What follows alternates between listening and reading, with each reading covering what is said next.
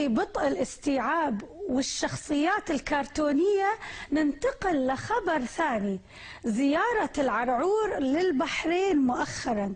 الزيارة اللي طلع فيها محمل بالأموال كأن علي بابا.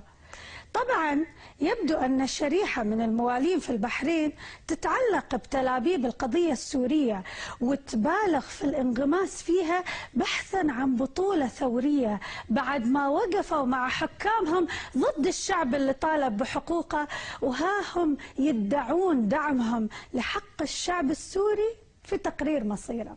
عموما فتح النظام الباب للعرعور، واللي فيكم ما يعرف توجهاته وخطه بيشوفها في هذا الفيديو. فجد الحسين من جهة أمه الفارسية كافر، ما أدري إذا دخلوا الجنة يدخلوا بشفاعة الحسين أبو طالب. فوالله العظيم لنفرمنهم بمفارم اللحم ونطعم طعام لحمهم للكلاب. من هذا المنبر سنعلن الجهاد في سورية وفي غيرها. لو كان معه سلاح لكان كالأسد. مهما قتلوا خلي يروح 100,000 من حلب. هل تعلم أنه يكتب على الجدران وفي المساجد لا إله إلا بشار أسد؟ كل واحد من المجلس الوطني بيقول ما نريد تدخل، بدي قص لسانه. أنا بدي قص لسانه. يا عم أنا مش عايز أشوفك متضايق والنبي. وأحسن رد على العرعور جاء من تتوقعون؟ من ولده. شوفوش قال عن أبوه في برنامج مباشر وورطهم. أنت منشق؟ نعم.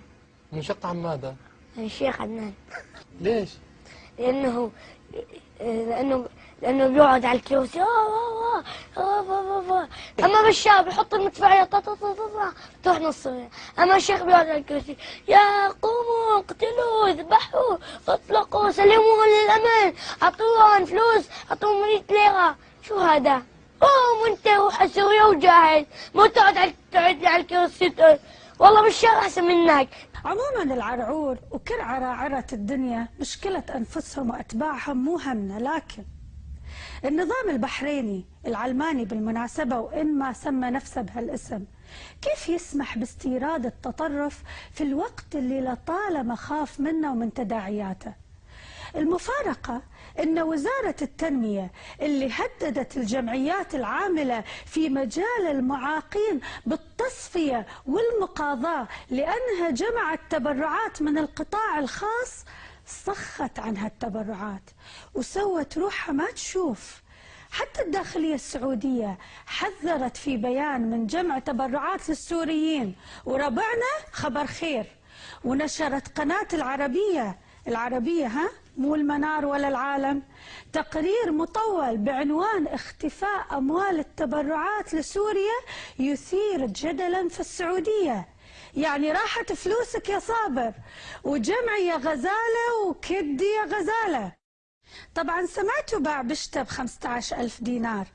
كان يقوم دكتور زياد سند نكاية فيه بعرض بشته يقول براند نيو للبيع ليتبرع بقيمته لدعم ثوار تركيا اللي ما يندرى مشايخ الفتنة بيدعمونهم لو بيحقرونهم مثل ما حقروا ثوار مصر واليمن.